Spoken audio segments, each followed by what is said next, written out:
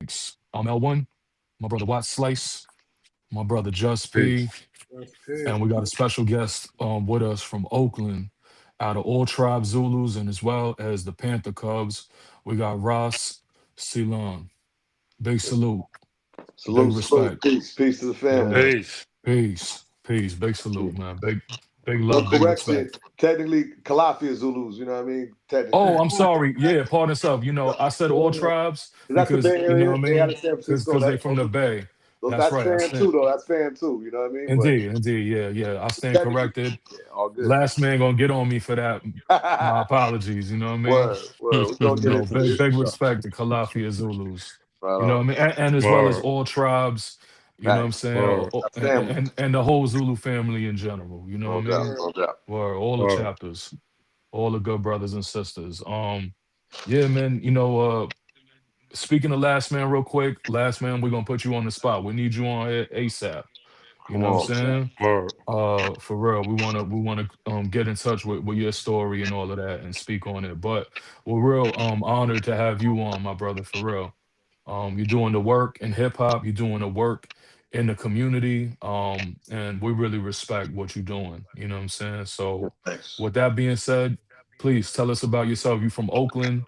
Uh, give the listeners a little bit of background on who you are. Right on. Give thanks. Well, first of all, it's an honor to be on here. I definitely been tuning in, man. Y'all keep building. It's an excellent platform where people can get real knowledge, from real folks. So appreciate that. And to add on, So yeah, right here, I'm currently broadcasting out of East Oakland, California.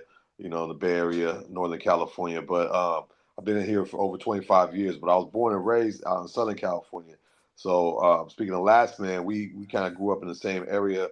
I met Last Man when I was about 13, 14 years old, you know what I'm saying? Mm, Him and his crew, which is now my crew, at that time I was in the DJ crew, you know what I'm saying? And I was the only MC in the DJ crew. We had mm, three cats or four cats in the crew. All three of them had turntables except for me. So when we did, I had my one little crate, you know what I mean? But when we did the house parties and stuff, I ended up being on the microphone a lot, you know what I mean, in different events.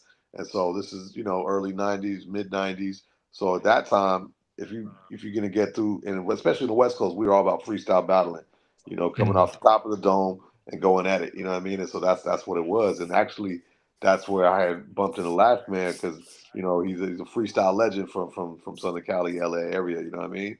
And mm, he was connected to a crew called Youth International Party, which is a large collective of revolutionary-minded brothers getting down with hip hop. And then there was also a reggae band named I Soldiers that was connected to that same movement. And these are a lot of brothers that were previously, gang impacted. Again in Southern California, you know what I mean. But many of them had became gods. Many of them became Muslim, and some mostly became Rastafarian. You know what I mean? So mm, for me, linking with Last, and then meeting Youth Internationals, and being the youngest one and kind of like the last recruit into the crew around 90, 96, 97.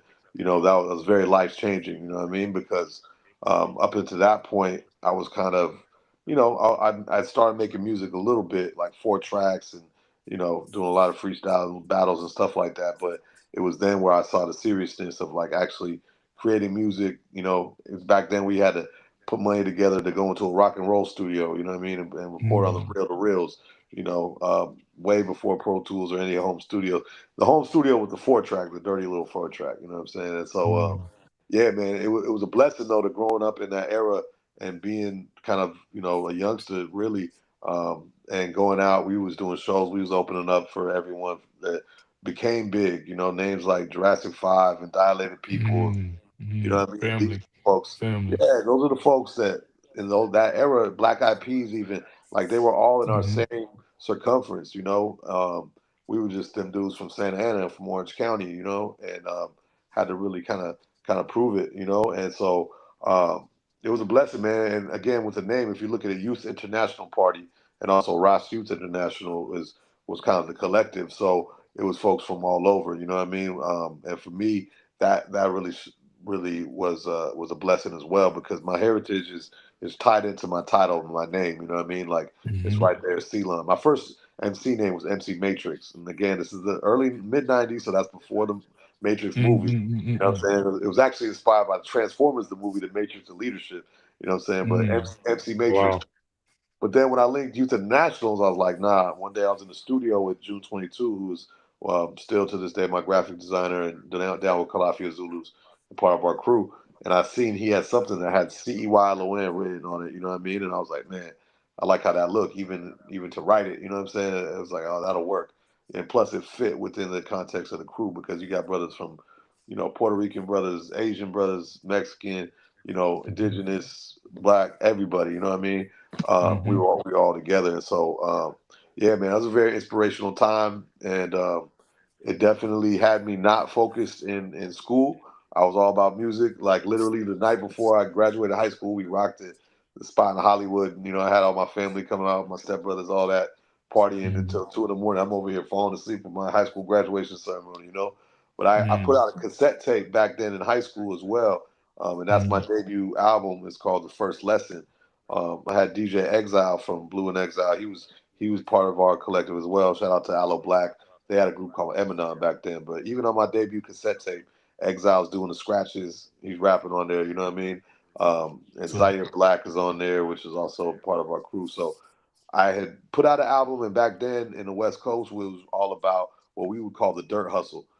So cats like Living Legends and the Hieroglyphics that became independent and started just really printing up cassette tapes. Back then was a big thing, you know what I mean? So I had to get my tape. So I had my tape, and I kind of had a decision to make where it's like I can either stay out here in Southern California and keep grinding, or see what's up in the Bay. I applied to one college, out of San Francisco State University, which is the home of the first ethnic studies college. That through the Black Panther Party influence back then, they had the historic 1968 student strike, which created the ethnic studies movement. You know what I mean, with the Third World Liberation Front. So I was like, and my sister was already up there. I had been visiting the Bay in Oakland for years as a kid growing up. Have big cousins out here and just connections. And the Bay always felt like the way to escape Southern Cali. You know what I mean? There was more culture there. It was less intense in terms of like the gang stuff. You know what I mean? That dynamic. Um, so I went ahead and did it. And it was tough because a lot of my brethren were like, "What are you doing? We're on it. We just dropped the album. Things are going good. We're doing shows. We're rocking. Like, you gonna just leave?" And I was like, "Man, it's expansion though. I had to do it." And part of it was also because within the teachings of Rastafari. And when I say the teachings, I'm not saying what the elders say, but literally what His Imperial Majesty Haile Selassie said. I had his book, Selected Speeches, and it's about this thick.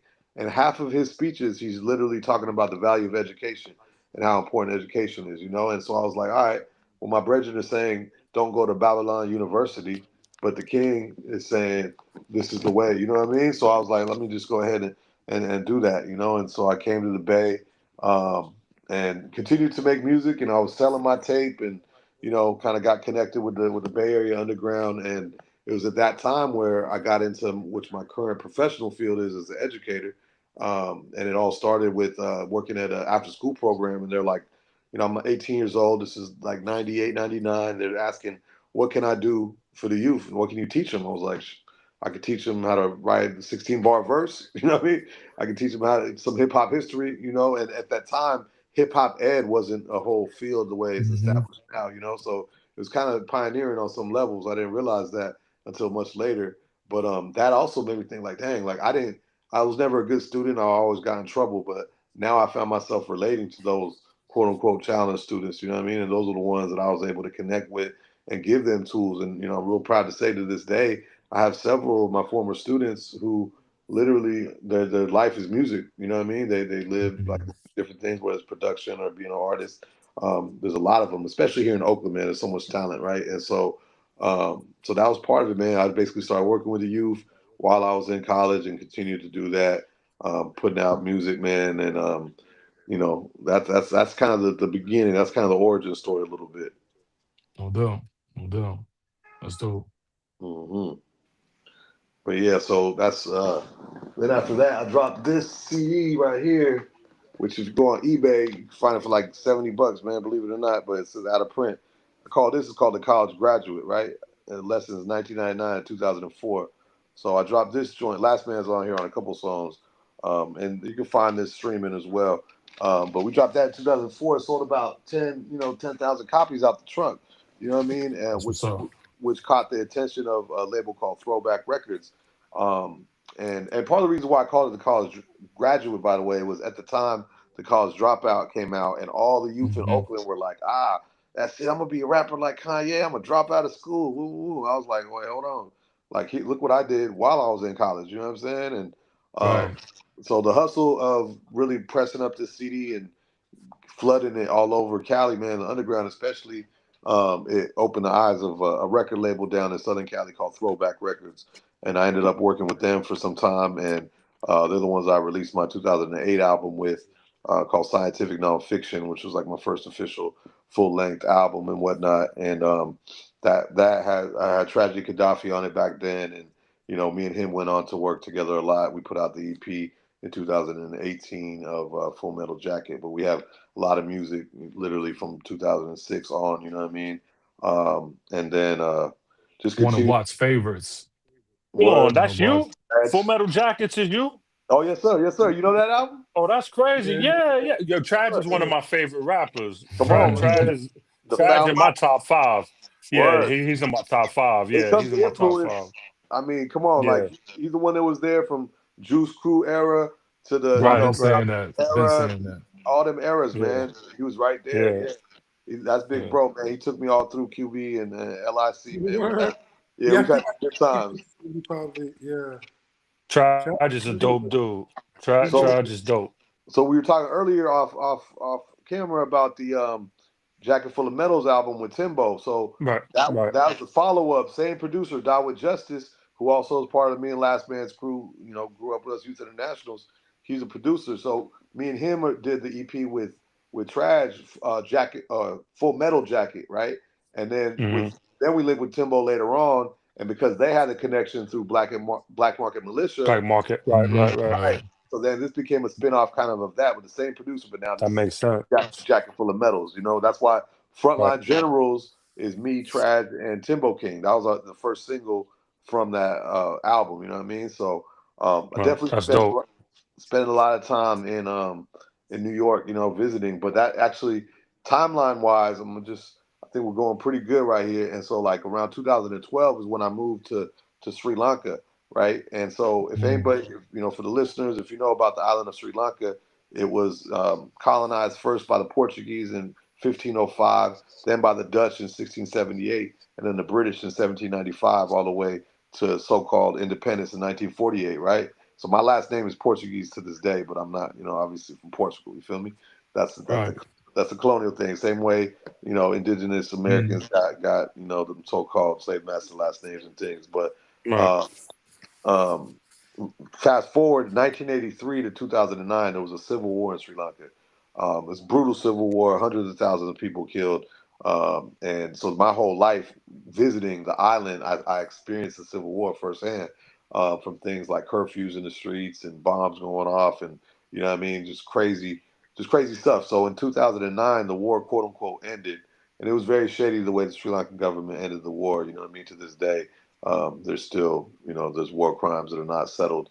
And but essentially in 2012, I went out there um, because of my experience, even doing gang intervention work here, and nonviolent conflict resolution work here and restorative justice in the Bay Area in Cali. I was able to do this program in Sri Lanka for post Civil War reconciliation work. Where I would talk to the youth that were previously on different sides of the war, and try to come to a common ground. And man, and so it was pretty powerful work, right? And I had a song, and I didn't go out there with the intention to make music, but a lot of people from the diaspora started returning to the island to help it rebuild post the war, and they all knew who I was because of the tape and MySpace and whatever. Like, there wasn't a lot of Sri Lankan rappers, so that's when I found out they considered that tape the first Sri Lankan hip hop record in the West. You know what I mean? Was that little cassette Wow. tape? Years later. Fast forward, I'm there for about a year. I had a song called Lanka, which was like a peace Hmm. anthem, post Civil War peace anthem about unity and justice, the path forward for this formerly war-torn place. You know, it's a beautiful paradise, man, that has been just racked by civil war and corrupt politicians. And eventually, I came back to America, and that's when I found out that they had banned it. You know, basically the government took it off the radio and and basically, you know, ransacked the producers of the music video that never came out and harassed them. And it was like this whole thing where basically it wasn't safe for me to even go back to Sri Lanka up until 2022 when that particular regime got ran out of power. And at the protest, people were playing that song. You know what I'm saying? So I was finally able to go back in 2024, and I recorded a documentary about all this. So that's in the works, definitely coming up. That's But dope. I wanted to connect it to Zulu though, because when I came back to 2013, that's also when I believe that's the 40th anniversary, right? That was UZN 40, Hmm. and Yeah, that's I when believe so. I think that's probably when we probably met first time in the flesh. You know what I'm saying? In And the flesh, yeah. yeah, and that was so inspiring to me, man. That UZN 40 was like super duper inspiring. I was, you know, I remember Yeah, it we, was big.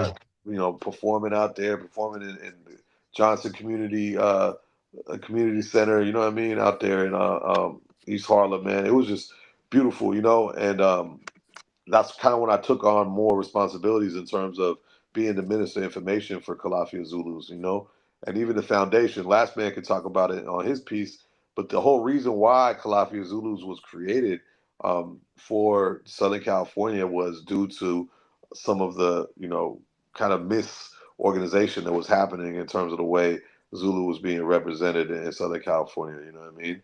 Most Hmm. diplomatic way I could say it. You know what I'm saying? Peace to those you know who know. You know, there was a lot going on at that time. You know, and Calafia was a way for us to kind of, you know, re-centralize things. You know, and even though I was in the Bay, I'm still connected down there. So that's, you know, that's why I always rep the Calafia Z's. You know, and then and in fact under in 2014, 13, 14 is when I started hosting called it Zulu Nation Thursdays out here in West Oakland, in historical West Oakland, the same spot where, you know, Marcus Garvey used to have the UNIA headquarters, and obviously the Black Panther Party started on the, you know, those very blocks. And you know, we used to, you know, we'd have the university, you know, we basically have the Infinity meeting open to the community. We'd have open mic and then performers. You know what I mean?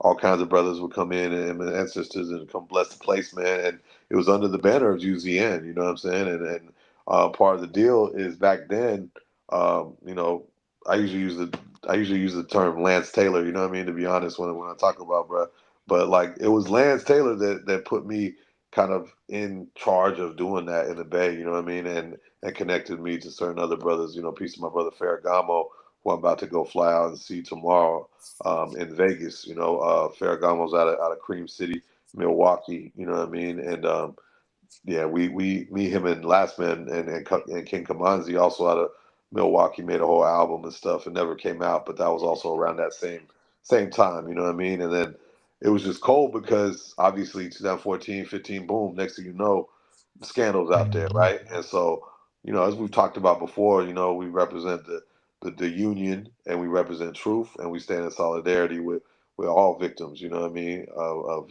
any kind of that foulness, man. And it really taught me a lot, man. And ironically, you know, it was not even ironically, it was the same time that I took my shahada and became Muslim as well. You know, and part of the deal wasn't because of that or nothing, but it just happened to be during that time of my life. And part of that was like also recognizing like, man, worshiping man, like how dangerous that is. You know what I mean? Not that I ever Hmm. worshiped dude, but I had seen stuff, and I'm like, man, You're right. this man is Hmm. not We supposed to seen it worship. also. And like, you Hmm. know, for real, I know y'all know. And even as a Rastafarian, like I say I would never sell out Rasta. We always represent Rastafari, right? I just changed the way that I pray. You know what I mean? Like I don't worship no human being. You know what I'm saying? In the way that I did in my hardcore Rasta days. You know what I'm saying? Hmm. And part of that also was inspired by meeting and becoming very close friends with the grandson of Malcolm X, who was El Haj Malcolm Latif El Shabazz, you know, whose Hmm. birthday was actually, man, is today the ninth? Yeah, his birthday Yeah, was today's yesterday. the night. Yeah. Yes, there's the knife. Hmm. Yesterday would have been his 39th birthday, man. My young brother, man, that he was, He was assassinated. You know what I'm saying, on May 9th, 2013, and he used to give me the dawah. Mm. He'd give me the invitation to Islam because he would, when I would talk about Rastafari, he'd be like, "Raz, you're a smart guy, man. You really believe that Haile Selassie is what?" You know what I'm saying? We build. You know what I mean? And so when he would challenge me in ways, younger than me, but challenge me in ways that other brothers in my life never did. But he was, after his martyrdom, his janaza, his funeral was here in Oakland, and I wasn't a Muslim yet. But it was just so powerful, man. And then I observed Ramadan after that, and many of the answers that I was looking for. In fact, if you check the song "Year of the Martyr" on that Full Metal Jacket album with Traj, that Mm. song is about him and a couple other brothers that I had lost during that time, man. And the Mm, answers that I was looking for about what we say the Akira, or the afterlife, versus the dunya, Hmm. or this physical world. Those answers were so clear in Al Islam, man, that alhamdulillah, I was thankful to get that clarity. You know what I'm saying? And we universal builders, man. So all of that just strengthens it. You know what I mean? But I know I covered a lot right there, but you know, it's yeah, just yeah, nice man. to be able to talk to folks that actually know what I'm talking about. Like Yeah, you everything I good, Right, man. right, mentioned, right, right. y'all know exactly Yeah, what it is. You know what I'm saying? Like Yeah, you yeah. good. set the context. Yeah, no, we on the same frequency for Facts. sure. Yeah, man. Do y'all brothers have any questions for the Yeah, brother? I do. So, well, you already explained like the link between you, Traj, and Timbo. Mhm. Um, how'd you even meet Traj though? Man, that's a good question. Honestly, it was MySpace. He DM'd me on MySpace, man. Yeah, Believe Oh it I, or not, wow, and I didn't even wow. believe it. I'm like, You thought it was Well, like a P, fake P must page or have the something? same yeah, experience yeah. I then. had to give him like a code. I was like, "Is this the foul? Dot dot dot." And he put Makti. You know what I'm saying? I think that's what it Oh, was. that's yeah, crazy. that's That's what I thought. crazy. I said Trash probably hit him up because Trash be doing that. He just holler at people like, "Yo, Yeah, it's like 2005, bro. yeah, Like, yeah. That's crazy. that's crazy." Hmm. I just took That's it in my head. crazy. But Traj be outside though. I remember I told you. Matter of fact, it was Eid day. It was the day of Eid, and I'm going. We coming from the prayer, and I Right. saw Traj had just came home. The last time he came home, Word. he Yep. was on work release, handing out like some flyers on Farmers and God Brewer in Right. Queens. Right. And Mm, I rolled down the window because the light was green, and I was like, "Trash!" And he waved, gave the salams, Right. and I kept driving. I was like, "Wow!" I wanted to stop, but Uh, I was with the family and everything. But yeah. yeah, that's dope. That's dope that you got to that you That's what got it is. work with both of those brothers. I met Timbo before too, years ago. I actually bought a that Spooks that sat by the door Mm. Maccabee CD. Maccabees. Maccabees. That Wow. yeah, I met him in front of the Virgin Megastore. Okay. So this mm-hmm. was a long time ago. Right. You Right. know what Right. I'm saying? So and we chopped it up. This is right around the time when Professor X died. Okay. It was right Right. like the same week. The Man. same week. Right. Yeah. Yeah, I nah, know nah. that You got story. some gems with yeah, you got some gem. Yeah, he tried to holler at my well, he ain't want to Uh, holler at her, but he questioned who I was with. I was with a female. Oh So it was shit. funny. It was Damn. funny. But nah, you got some gems with those two brothers. Yeah, man. So You this got is you a got jacket. some joint. This is a jacket full of metal CD, man. So the whole deal with this is me, Timbo King, produced by Dawa Justice, featuring Tragedy, also Prodigal Son, Lie of the Dark Man, and You got Buckshot. You know loud what on I'm that saying? word. Yup, Yeah. yup. And this joint, man, we actually dropped this on physicals in 2024, pushed it for a year. Pre-sale physical only. So folks could order CDs, they could order vinyl, you know what I mean? And basically the supporters, they mess with it, right? To the point where we never had to put a dollar into manufacturing our own product. It was all pre-sale.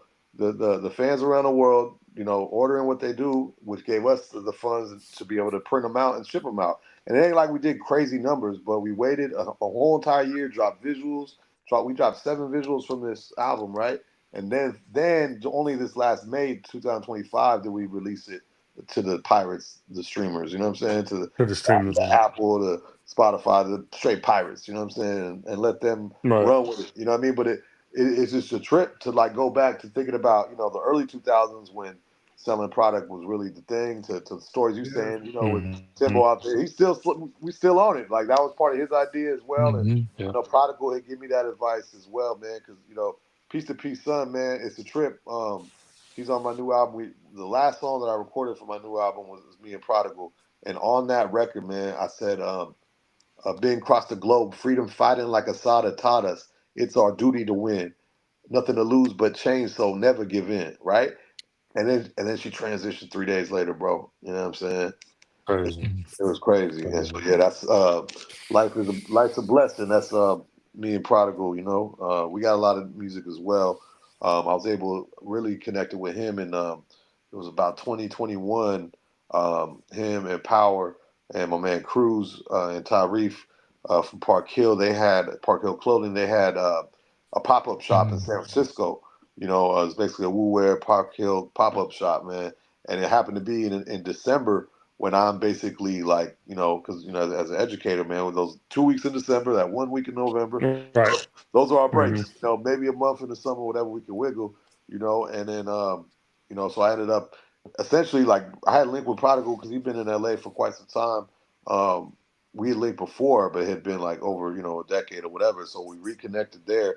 I ended up basically working at the pop up shop, just helping out, but then building with Power and P Sun, man, just like very deeply. And that's kind of the connection too with.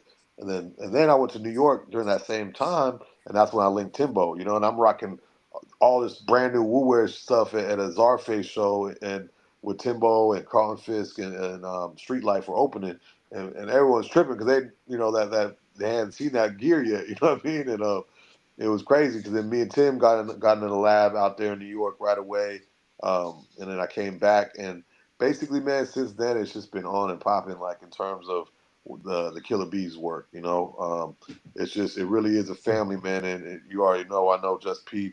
You work with the brothers as well, man, and it's so deep Yeah. how like one person will connect you to the next, and it's just like this That's a fact. the circles keep getting bigger and bigger, and the connections keep getting Hmm. tighter. So this new album, my next solo album that I'm just finishing up, really really pleased with it. Just did a song with Capadonna down there in L.A., man, and got Timbo on the hook as well, and I'm really excited That's what's about up. this new music, with this Woo energy as well. That's what's up. Yo, definitely check that. Check all of those albums out, and tap in with the brother and tune in with his music.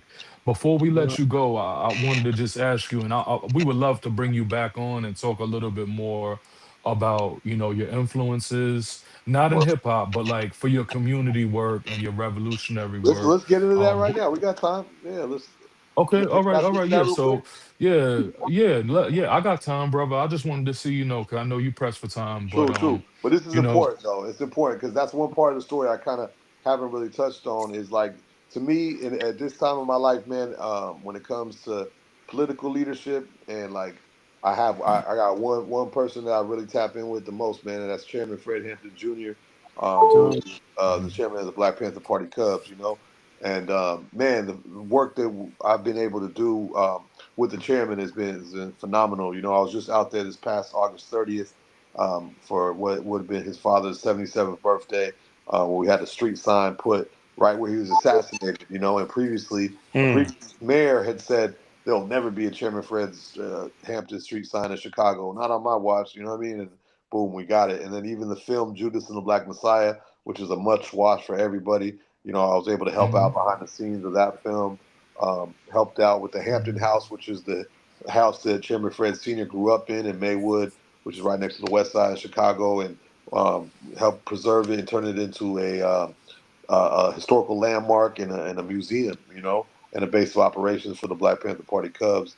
There's a song I got called "Summer of 2020," what kind of illustrates a lot of this work. And this is also built off our previous conversation that when I came to the Bay Area, man, my my mentors and elders were almost all either Rasta elders or Black Panther Party veterans, veterans of the party that are still in the community doing the work, and were able to give us that guidance and provide us with real tools about like how to really do this, in terms of like serving the people and making sure that it's with integrity and with principle and discipline and all the things, and structure.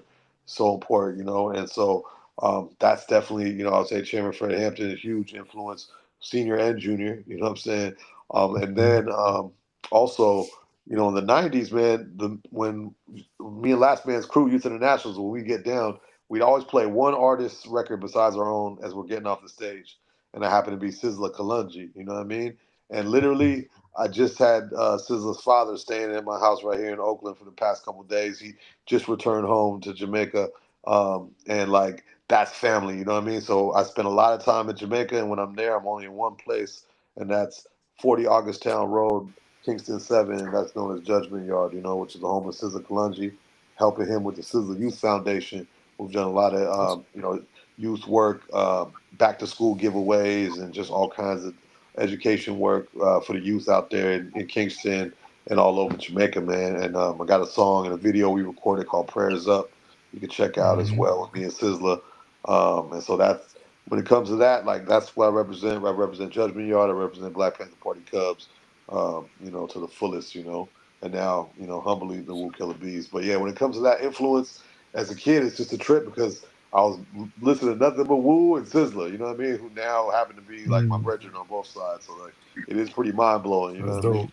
I Yeah, know yeah, That's that's dope. dope. I know Allah's got a plan, you know what I mean? It's like because I don't ever try like even like you said with Trash, even my brother Scary X, like all these the most revolutionary minded individuals, man. That's just who I happen to always be connected with, you know what I mean? And I know that's for a purpose, man. Even this conversation right here, bro, like with y'all, like, you know, that's why I even told last, like, I'll be honest, with UZN, it used to be like when I'd go to the LA parties and you know, I wasn't always into it. It seemed a little bit, it wasn't militant enough for me, you know what I mean? But when I came to New York, Right, Mm. right, so I got get down, you know what I mean, up in Harlem and stuff. I'm like, Right. okay, yeah, this is that flavor. This is what I'm talking about, you Yeah. know. So yeah, Right. man, right. it's good to see brothers holding strong as well in this time, you know.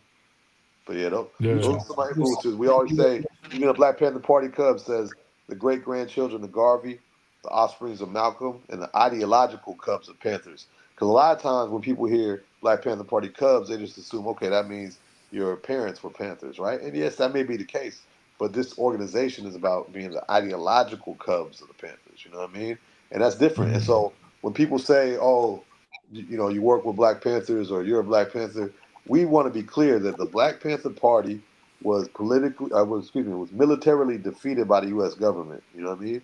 But ideologically, it won, and the legacy continues. So anybody is popping up and saying we're the Black Panther Party for self-defense, or we're this or that, that's not real. You know what I mean? Like you could follow the legacy, but in terms of that organization that was created here in Oakland on October 15th by Minister of Defense Huey P. Newton and Chairman Bobby Seale, that organization was militarily defeated, man. The COINTELPRO did what they did, you know what I'm saying? However, you know, the struggle continues, you know what I mean? And the resistance and the legacy Yeah.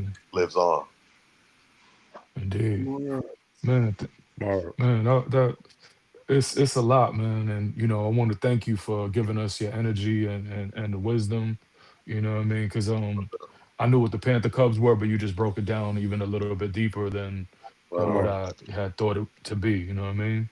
I So that appreciate was dope, man. And I'll also give the respect and the honor to Fred Hampton Jr. And all the Panther Cubs continue to work. You know what I'm saying? it. No doubt, no Big doubt. We all respect, connected. big respect, man. For sure, for Yeah, sure. indeed. You can get Chairman on Indeed, here one man. day too. He definitely does the interview, so you know what I mean? Yeah, yeah, we That'd be would we Oh dope. would yeah, be that'd honored be and love dope. that and love That'd, that. yeah. Yeah, we would Or be Heck honored and yeah. love that. Heck I'm gonna If yeah. you send could I'm gonna send him this facilitate that, episode at too. some point, Hmm. yeah, yeah, that would be peace, man. We would be real honored to have that, No doubt. happen for real.